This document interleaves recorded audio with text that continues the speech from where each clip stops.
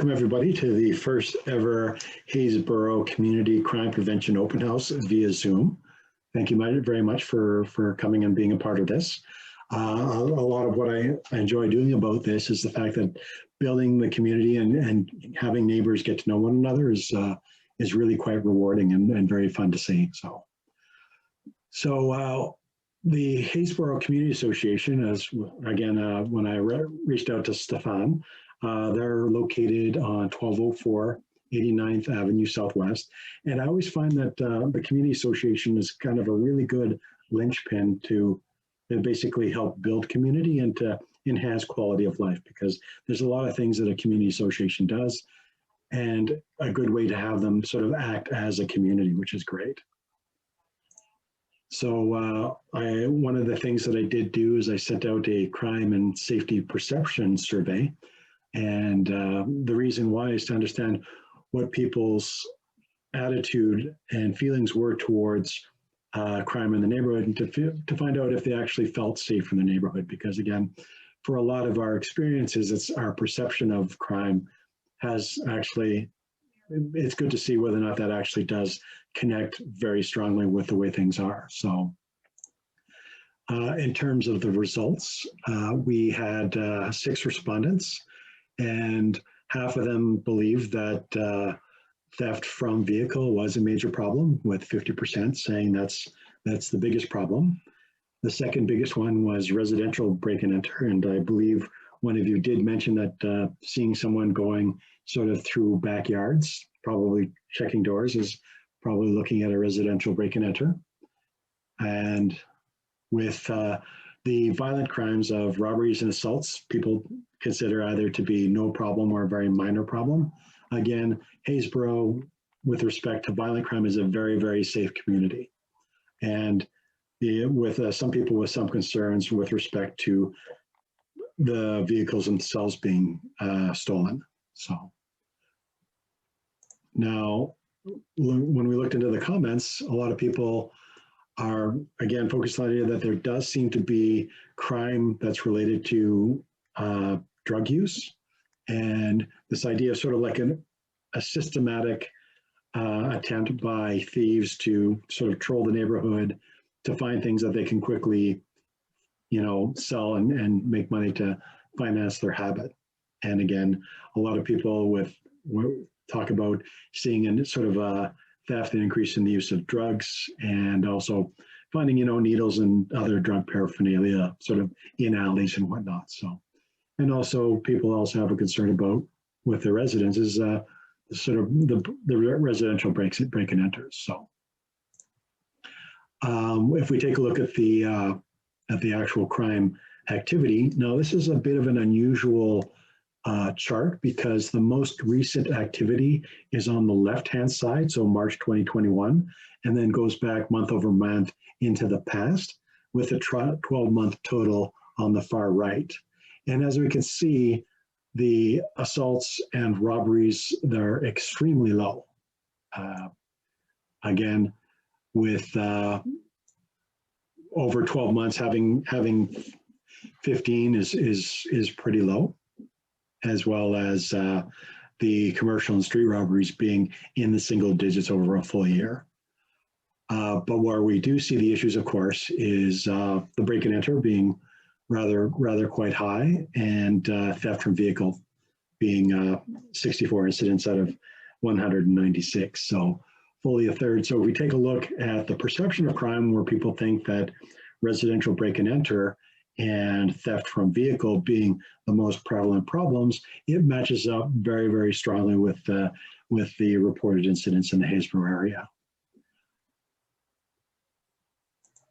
In terms of total crime activity compared to nearby communities, we can sort of see that Haysboro is number 2 with 196. Last month, I did the same presentation with Kingsland, and they were number 2. So Kingsland, Haysboro, in terms of the types of incidents are very, very similar. And again, a lot of vehicle break-ins, a lot of residential break and enter kinds of things. And again, it's one of those things where we're basically dealing with perpetrators who are looking to make a quick buck. basically low risk, open up a car, find some stuff, and then go from there. So that's kind of where things are sort of sit from crime statistics. Constable Tyreman has other statistics that he'll go through to look at trends and much more of a sort of a deeper dive into the statistics. When I do these presentations, though, one of the interesting things was I would talk to people and they say, well, when do we call 911? When do I call the police non-emergency line? What's this Crime Stoppers all about? And if I see, sort of a dangerous traffic situation, or if I see sort of an unsafe condition, let's say a big pothole, who do I call? So I created this little mini presentation called Who You Gonna Call? But unfortunately, I can't really use the trademark symbol that I wanted. So if everyone can just imagine what that is, then I think we'll probably be able to go through this. So again, we're talking about the 4 numbers that you can call if there's an issue. One is the emergency 911, the police non-emergency line, which is the 403-266-1234. There's the Calgary Citizen Services, which is your 311. And Crime Stoppers, of course, is 403-262-8477. So 911, again, this is the one that's probably top of mind for everyone, is basically when immediate action is required. So if someone's health, safety, or property is in jeopardy, or a crime is in progress.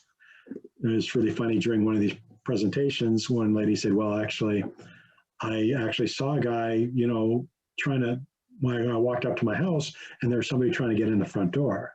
And like, do I talk to the guy? Do I call 911? Do I what? And so the whole idea is that if there's a crime in progress, you call 911. In terms of the police non-emergency line is whenever you want to report a crime that has already happened. So if you, for example, wake up in the morning and go out and you find your car sort of rifled through, then you would call the non-emergency line because the perpetrator is probably long gone. If you do use this line, it's best to do these calls sort of outside of the 9 a.m. to 5 p.m. time frame, because there's more people there or there's a less traffic and better chance that your call will go through in a timely manner. But when you do call, make sure that you have all the relevant information available at your fingertips when you do call, such as your exact address, your driver's license number, or vehicle license plate number. And also have a pen and paper ready, because the police will also give you a case number or other information of things you should do to move things forward. Calgary Citizen Services 311. These are calls that aren't true emergencies, but can escalate into serious situations. This is what I always like to look at, is these are sort of when you look at things that are problems in the environment. So in this case, sidewalk, road repairs, potholes, blocked roadways, damaged traffic signals or road signs. If you have noise complaints, if you find abandoned vehicles, somebody has a dangerous animal, you find graffiti or sewer problems. And the reason that we talk about this in terms of a crime prevention is because environmental crime is one of those things where if a community sort of doesn't take care of how it appears, they let their graffiti go or they let streetlights keep burnt out, it's a signal to perpetrators that people don't care, and therefore it'd be easier to perpetrate crime. So by taking care of these things, it's actually part of this whole that we do call crime prevention. So we're going to have a bit of a quiz here. So I'm going to have anyone that just wants to call out the answer. Because I'm looking at the presentation, I can't see the chat window. So here's the first question. If you are driving along 14th Street South and you see a car driving erratically, who do you call?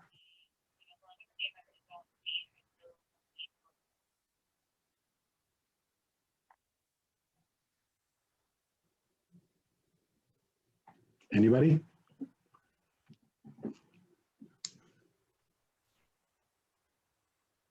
I would say 911.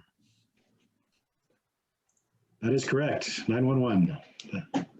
And the reason why is because it gets this idea that it's basically someone's operating a vehicle in an unsafe manner. That's a crime being committed, and it also puts lives of others at risk.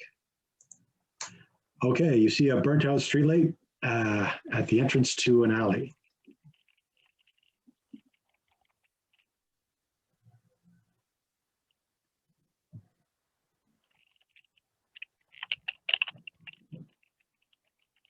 Do you want to take a shot at this, Jake?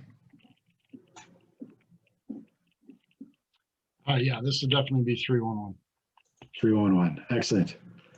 Okay, so you know that an acquaintance seems to be in the business of fencing stolen goods, but you feel that your safety would be jeopardized if you reported him to the police and your identity became known.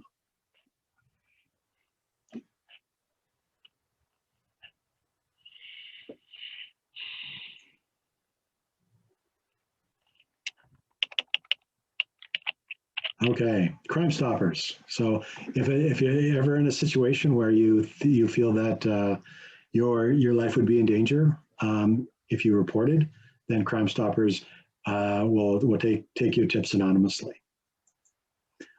So if you arrive home from vacation and your house has been broken into, but you've determined that the crime happened a few days ago, then it's the police non-emergency line. And finally, if you arrive home from vacation and your house has been broken into, but you see the culprit still in your house, then you definitely call 911. So if it's crime in progress, 911. Good. One of the things that's kind of changed in our lives these days is that we're all carrying around a social networking tool called a smartphone. And there's a lot of interesting apps that I've been looking at that might be able to help us to help deter crime. One of them that I just found recently in the last couple of weeks is something called Light Catch. So it's basically a free app, and it's been developed and promoted by a guy named Darren Boyer. And so what you do is you download the free app, you would set the radius between 1 kilometer and 20 kilometers of where you'd like to receive notification.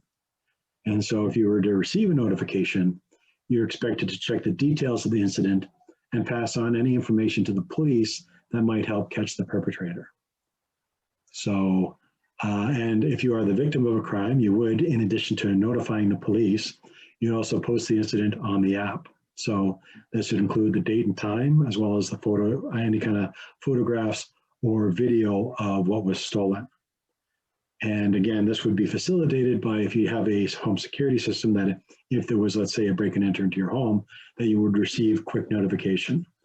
They ran a pilot study using this app in Grand Prairie. And in the cases where the crime was reported within 3 minutes of it happening, meant that the perpetrator was caught 48% of the time, which is an absolutely stunning result. And given that it's in a rural setting, it's one of those things that it might work even better in an urban setting like Calgary. So the idea is that if we all kind of have the app and we all work together, what we're doing is we're amalgamating the data from users in the same geographic area where the perpetrators can be tracked in real time, and this facilitates their capture and have the stolen items recovered. And so on the left-hand side here, you can sort of see the numbers of where the reports came in. So up in Blackfold, somebody had their truck stolen. And as they went through, they found it in Red Deer. And then they drove it down to past Penhold and then back up.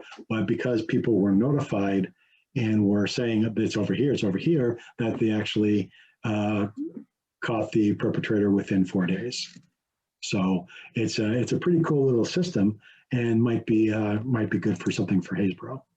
So kind of this is another way of kind of looking at it is, so say for example, someone stole your beautiful yellow car, and if you have, let's say, a security camera, so you know the car's been stolen, then as the car's going out, other users of the light catch would get that notification. there'd be somebody in the house looking outside saying, hey, there's that stolen car. And they'd call 911 and also put that notification on the light catch app. And then let's say someone's driving the other way and they said, hey, I remember that car got stolen. They take a picture of it, they put in the light catch app, and they call 911, and then actually can make it very, very easy for the police who might be following this chain of notifications to actually catch the perpetrator. And so how this might work with a community association, especially their crime prevention committee, would be that if the crime prevention committee could recruit, let's say 20 or 30 people in Haysboro to download and use the free Light Catch app in their community. And then if they do so, then the committee would also reach out to those users and educate them on this is how you create the best alert. This is how you can download images from your security footage, what you can do when you do receive an alert, and just general tips on even how to secure your home and property. And then the committee would also update the community on how the system is operating. They would say, okay, that does seem to be just a recent trend of people doing vehicle break-ins, or there seems to be a spate of residential break-ins, and would be able to notify the community and let them know that their stuff is going on in real time. And by creating this network of incident responses to incidents, the community creates the ability to quickly track and catch the perpetrators. So how this might work in Haysboro, for example, is we know that the #1 reported crime in Haysboro is vehicle break-ins. And the number is actually probably higher because there are people who don't report the break-in if nothing important was stolen. Like somebody would go to the car saying, oh, somebody broke in, but they didn't take anything because there wasn't anything there. They would not necessarily report that to the police, but would probably put a notification on a light catch app. So we also know that this crime isn't isolated, as we've observed in the comments and perception, is that we have people that are going in and targeting a fairly large area in the community, going down the street, trying door handles all the way through. So we know it's not a specific targeted crime. And we also know that the typical perpetrators of this crime are looking for easy money, sort of something easy that they can grab and then convert to cash. And so if we know, and what we also know is that if a community exhibits a consistently high number of these break-ins, it's because there is a fairly large proportion of vehicles that are regularly left unsecured. So if vehicle break-ins in Haysboro consistently remains high, and I believe that it has, then it means that there's a bunch of people in our community who are leaving their doors unlocked in their vehicles. And this sends a message to the perpetrators saying this is where they can make some easy money. So if you can think about it, if we have those 20 or 30 people in the Haysboro community that are using light catch, and let's say this is somebody sort of going up the street checking door handles, and one of them happens to be basically triggered by somebody who's actually a light catch member, and he goes and he puts a notification off, then that notification goes to everybody on the light catch community, including the crime prevention committee, who can take that and repeat it by sending out an email blast on the community association list, putting a note up on the crime prevention or Haysboro Facebook page to really get out and really saturate the community with the message that there's vehicle break-ins going on immediately. And what will people do? Like, I don't know about you, but if somebody told me there was someone going around checking door handles, I would immediately go outside and lock my car. And simply by getting everybody in the community to simply go out and secure their belongings is going to be really, really, really good. Also, if someone gets a notification that just down the street there was a vehicle break-in, if they have, let's say, a Nest camera, they can go, oh, I'll go back and review the things to see maybe they caught an image of it. And again, we're living in an age where there's a lot of people with these kinds of security cameras, and by working together and having a clear idea of what's going on in the community, we can actually use these things to try to catch people. What you'll also notice is that people will immediately start looking for and reporting suspicious activity. Whereas if I see 3 people walking down the street and I pay it no mind, but if I receive a notification on my app that, 30 minutes ago there's somebody tried a car break-in, I would definitely go out and keep an eye on these people to find out if they're actually going to be if they're actually perpetrating this behavior. And basically what this does is that using this free app, and again, with a little organization by the Community Association's Crime Prevention Committee, it increases the likelihood of the perpetrators getting caught on the one hand, while simultaneously making it less rewarding for them because everybody secured their vehicles. So that's kind of one thing that we're looking at. And again, that might be a discussion sort of further down the road with the Community Association to see maybe getting something like that put in place for the community. The other one is I'd like to give a shout out to is the bikeindex.org. Probably one of the greatest increases over the last year for theft has been the theft of bicycles. And a lot of that has to do with the lockdown. And what you're able to do with this system, though, is you're able to register the picture and the serial number of your bike, and put it on the site. And then if those things are recovered, the police can go look at the serial number and return your bike. What they also can do is, if, for example, you were looking to purchase a bike, you can take the serial number and the picture and go look that up yourself on the site itself. And if you look at it, this is actually a snapshot of the website back when I did the Kingsland Crime Prevention Open House, where it was $13 million worth of bikes recovered, and that's of sort of end of March. Whereas beginning of May, it's actually 14,333,000. So over $1 million worth of bikes have been returned to their owners in the last month. So very, very good.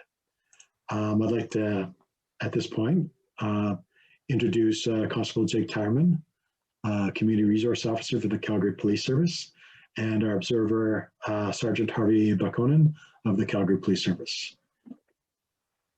Okay. Okay.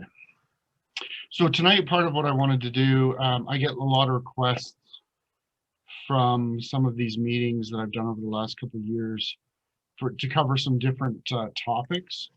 So these are one of the topics that I put together that I like to talk about in some of the community meetings. Other topics we've talked about is fraud prevention, or home and yard security is another one. Safety within the community when you're walking, biking, jogging, that kind of thing. So one of the ones I like to stress is being an effective witness. The information that we receive from community members is really important when we're trying to solve crimes and then investigate crimes. So and sometimes the information can be very challenging, which the best information is that early information that we get from witnesses. And I'll preface some of the things I'm going to say with, it's important as a witness in the community, if you do witness a crime, to make sure that your safety is paramount. We don't want you getting involved in a crime in progress or putting yourself in a place where you could be in harm's way, or even if the person can identify you.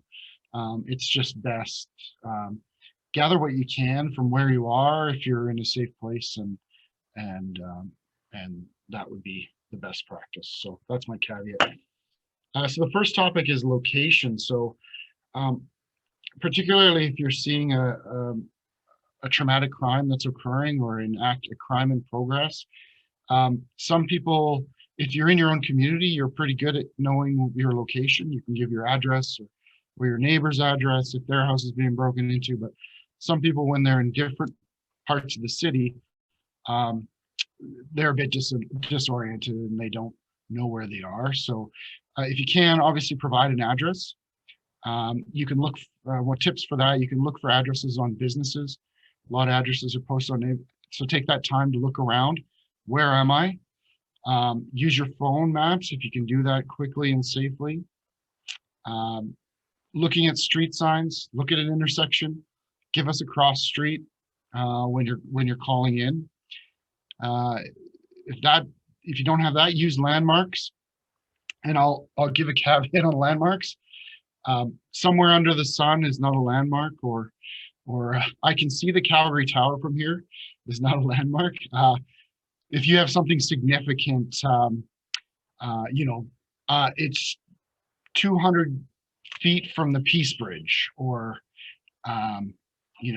something to that degree, or I'm near Heritage Park on the Glenmore Reservoir walking paths. That gives us a starting point, at least, so you can use landmarks for that. Another trick that we use a lot of times when we're chasing people on foot or out is give a license plate. If you're in a community that you don't know where you are, you can't see a street sign, all the houses look the same, give dispatch a license plate of a vehicle parked on the street.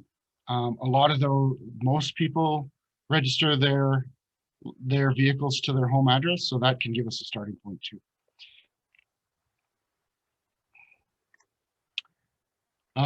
Next one for being a good witness is offender description. So when you see and you've identified a crime in progress, take a deep breath and start to think through some of the things that are going to be important for us when you get on the phone. How many offenders are there? Do you see multiple offenders? Is there just one? Focus on specific descriptors, like their sex, their ethnicity. Clothing details are really important. Jacket, pants, shoes. Is there writing on their clothing? Is there something distinctive about the color? The hat they wore? Is there a baseball team logo or a hockey team logo? Something that's distinctive. That can be really important down the road in an investigation for us writing warrants to go in and get clothing that people were wearing in an offense. Is the person carrying tools or weapons? If you're close enough to see that, that's pretty important. That's important for officer safety, and also drives some of the tactics and how we respond to the call.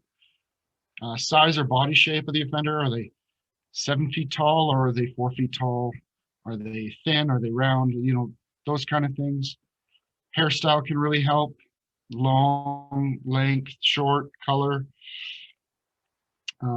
Just highlight something, even if you can only get one or two things, highlight the most distinctive things. So the person was wearing a Calgary Flames jersey.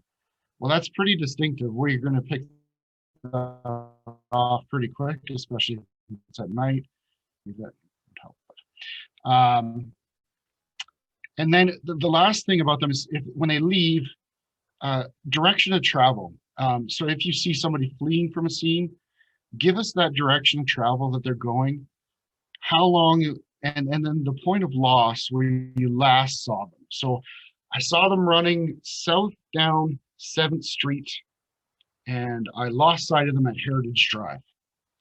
And that helps us for tracking if we get canine out, or for the helicopter if we get the helicopter out.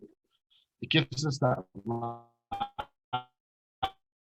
last point, and then mark the time of when 4 minutes, 5 minutes can help us space where we're looking. Vehicles are important because vehicles are quite often used in crime, particularly stolen vehicles. So if you can see it, get the license plate. That's always the best first thing we can get. If sometimes criminals will use stolen plates, so they won't match the vehicle. But a license plate helps for sure.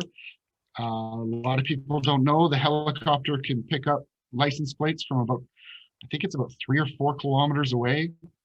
So the helicopter cameras can see those things, so that really helps. Make and model and color of the vehicle is really helpful. Take that look. Do you see the H for the Honda sign, or the Toyota symbol, or the Chevy symbol? Get that. That really helps us. A silver car, there are thousands of them. That's really hard for us. If you can get just one thing that's even a little bit distinctive, and then that brings me into like some people make their vehicles more distinctive than others. Loud muffler, something aftermarket, aftermarket rims or different flares or spoilers, or even just simply if it's just stock. Say they took off in a red Honda Civic, but it was just stock. There was nothing fancy about it. That also helps us in a way. Again, same as if a person's on foot, direction of travel for the vehicle, the last place it went, and what point of loss, where did you last see it? And that helps us there. So the next part I wanted to go over is a little bit of the crime stats, and I kind of adapted some of the stuff that Mark did. I think we're taking our numbers from similar places, but I wanted to show you a little bit. I do my stats for these kind of things in a monthly average, year over year. So I've got back to 2019, and I've got all the communities up here that I cover. So Chinook Park, Eagle Ridge, Fairview, Fairview Industrial, Haysboro, Kelvin Grove, and Kingsland. And one thing I want you to notice is that the populations, these aren't adjusted for population. So Haysboro is the biggest community by population in my area. Fairview and Kingsland are about, I would say 60% of the population of Haysboro. So if you're looking at it on a population basis, Kingsland still has a considerably higher crime rate per capita. Haysboro would be less. So in that terms, but for stolen vehicle averages, if you notice Haysboro here, in 2019 we're kind of 2 to 3 a month, slightly lower in 2020, and this year so far we're about 2.7. So we're still in that 2 to 3 range. So it's been fairly consistent in that for stolen vehicles. You do also have Heritage LRT that fall into your stats. So that it does occur there more often. It also occurs more on the McLeod corridor. So the McLeod corridor also falls under Haysboro between Heritage and Southland. So any vehicle that's stolen in that commercial area also falls in your numbers. So, and I would say that's more common. This year we had a couple stolen off of Horton Road, and they were skip the dishes drivers who left their keys in their vehicle running and then went to make a delivery and then came back and their vehicle's gone. So that's more the crime of opportunity than it actually occurring in the residential areas. That's more the norm. So just to keep that in mind in terms of the stats. Vehicles stolen off your driveway or in front of your house are very rare. So break and enters, dwelling house break and enters. If you look at Haysboro, so this year so far, the first three months of 2021,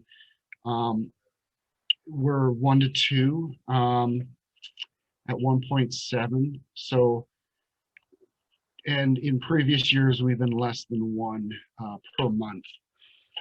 So that's a little bit higher. There's been a little bit more activity. But still pretty moderate in terms of the number of per capita. And I don't believe, and I don't recall the specific instances, but I don't believe that these break-ins were to houses that people were specifically living in. They might have been a construction or an infill project where people broke in and stole tools. Again, break-ins to occupied residences is pretty low. Other instances that could contribute to those numbers are things like, an evicted tenant breaks back in to get their property. That's still break and enter to a dwelling house in terms of stats, but it's not necessarily a reflection of a crime in progress. So I'm not concerned by that number in any way, and I don't think you should either. Break and enter others. These are going to be your sheds and garages. So these are the kind of the nuisance crimes that, and this is something we do see more of in Haysboro and Kingsland, and even a little bit over into Kelvin Grove and Chinook Park now. But we're actually lower than 2019. We're looking at, again, 1 to 2 a month at 1.7 per month. These are typically your unlocked garages. People go in, unlock sheds, they steal bikes or steal tools, and it just speaks to we truly encourage people to make their yard and their homes their fortress. Make it difficult for people to get in. You know, a lot of us carry a lot of valuables in our garages, and vehicles. Some people leave their keys in their vehicles in the garage unlocked. So that happens, and then you end up with a vehicle theft. So please make things update your locks, update lighting, make your fence lockable, and cameras if you can. There's a lot of great options on the market now for cameras that aren't monitored. So and break and enter commercial. This applies a little bit to Haysboro because you have the McLeod corridor on there, and then some of the businesses along Elbow Drive. We're way down we're about half in the first 3 months of 2020, or 2021, sorry. So we're about 2 a month now, whereas last year we were 4 a month. And then if you look at compared to like Kingsland, we're 4.6, and adjusted for population, we're considerably lower. So, and even Fairview Industrial, you would expect that to be a little bit higher back in 2019, and that's even really dropped off. The drop off, I'm contributing to, we've dealt with a number of drug trafficking issues in Kingsland, probably 3 to 4 issues that I had in that area, which was drawing in homeless and drug addicted people. And they're the ones who are typically doing these kind of crimes. So if we reduce the drug supply, then these numbers really drop. And all of our nuisance type crimes have really dropped in the first 3 months. So we're trying to stay on that. And as you can see, these numbers start to drop. And then vehicle prowling, which obviously is another, is a concern as well. This is a pain because it's really hard to track and it's hard to charge if we don't catch the person like in the area or at the time of the offense. So we're Haysboro about 7 to 8 a month there at 7.7 for the first 3 months, and we were down at 6.6 last year. And 2019, that's when I first came to this role, we were really high, and I had a lot of complaints from community members in Haysboro. So again, a lot of it is education and encouraging people to remove valuables from their vehicles, park them in lit areas, park them in garages or secured areas if you can, and make sure they're locked. And if you can get a camera that's pointing at them, that helps too, helps us find them. Alarms are always good and recommended. I would say we used to be, I'd say right now we're about 50% of the car prowlings are from unlocked doors, and about 50% are now smashed glass. So we are seeing an increase in smashed glass break-ins. That's something that's really hard to prevent from a standpoint of a resident. Obviously, an alarm would scare people off if it went off, and but it's hard to combat that because short of, I know new vehicles are getting laminated glass on the passenger windows, so they're a lot harder to break, similar to your front windshield if you have a newer vehicle, but anything older than about 3 years, you won't have that. So, and that is all I have. There is my information. I'm available during the week. I typically work Monday to Thursday, 10 hours a day. And best way to get a hold of me actually is email. If you email me, I'll respond within a few days and try and address your concern. And yeah, so I'm open it up to questions if anybody has any.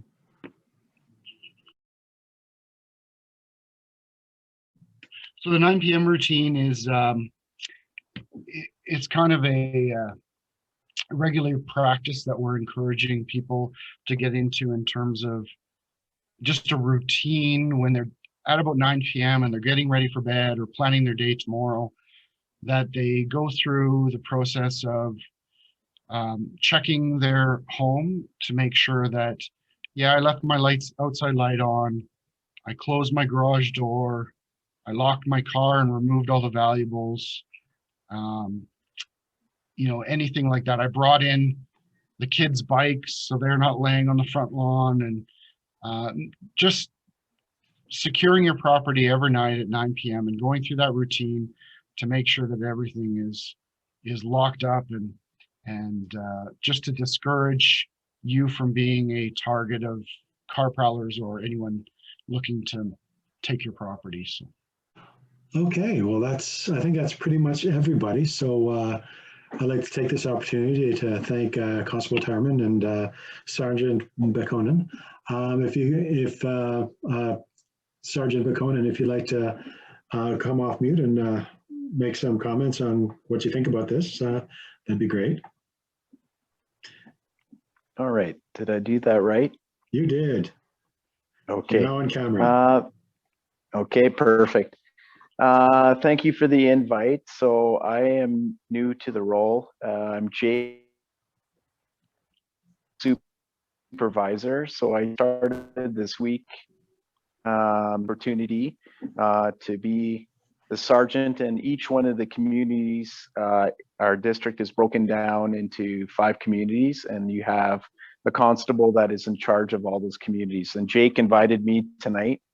And it's great for me to see this and be part of this as well. So I'm excited about that. I got a soft spot in my heart for Haysboro and some of the other areas because my kids went to school in all those areas. So, and, but they also, my son had his bike stolen from Woodman, if anyone knows where Woodman is. And he didn't do anything wrong, but he locked his bike, but somebody actually broke the lock, and I didn't realize as a parent, not just a police officer, just how this was very hard for him. But when I went to the school and spoke to the principal and everything, this was actually occurring quite a bit in the communities. The kids take their bikes, they lock them up.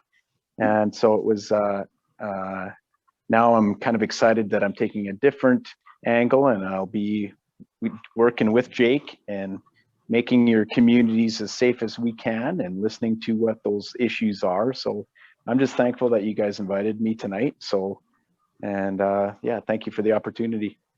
Okay, thanks a lot, Harvey. Last word to you, Jake. Oh, thank you again for everybody attending. I know it was a small group, but we will be posting this on, Mark will be posting this on YouTube once we've gone through it and edited it. And so encourage people to watch it if they're interested in some of this stuff, and your friends and neighbors in Haysboro. As we kind of go through this, we can get more engagement from the community. And I think some of the tips and apps and different things we did tonight will help make the community safer and get to know the people you live around. So good night from me. Okay. And again, thanks everyone for participating. And I think everyone has a really good sense of what's going on in Haysboro, and that's great. So have a wonderful summer, And again, may the 4th be with you from yesterday, but today, of course, is Revenge of the 5th. So I think my girlfriend is downstairs watching Empire Strikes Back. So, and that's about it. So again, thank you everyone for coming. And once I have this video put together, I'll send a link out to everyone, and also to the president of the community association, who will embed it on their website as well. So everyone will have a really good idea of crime and safety in the community. So thank you very much, everybody.